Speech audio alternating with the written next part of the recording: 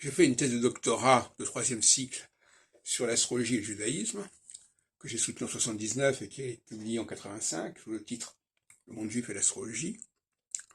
Et l'astrologie est désignée souvent, je crois dans le Talmud notamment, comme avoda zara, c'est-à-dire comme un culte étranger.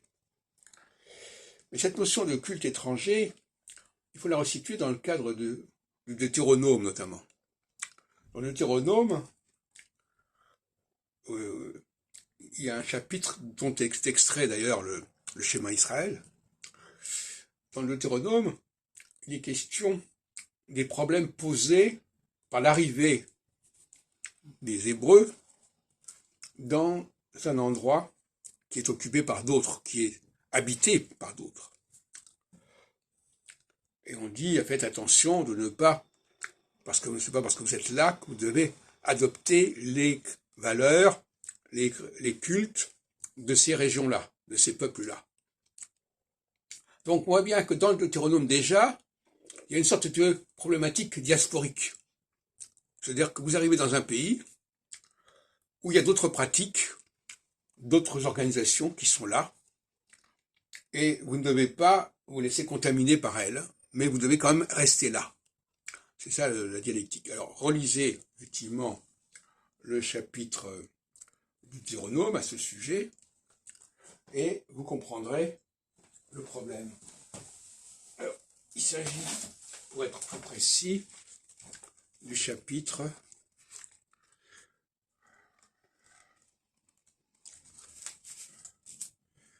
6, oui. Chapitre 6, chapitre 11, qui sont la base du schéma Israël. Alors, curieusement, le schéma Israël ne parle pas du tout de ça, parce qu'à partir du verset 10 du chapitre 6, silence radio. À partir du chapitre 10, au verset 10 ou au verset 11, au contraire, il est question de la problématique de l'arrivée dans un pays étranger. La notion d'étranger est une notion extrêmement complexe, parce que tout le monde est étranger à tout le monde. L'occupant est étranger à ceux qui habitent là, mais ceux qui habitent là sont étrangers à l'occupant. Et dans le Deutéronome 6, il est bien question de ça, en réalité, à partir du verset 11, 12, 13, 14.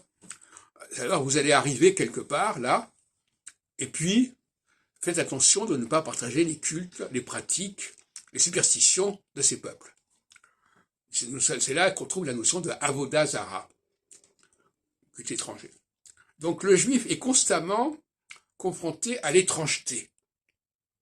Parce que quand on est en diaspora, on est toujours à la fois étranger et les autres sont aussi des étrangers.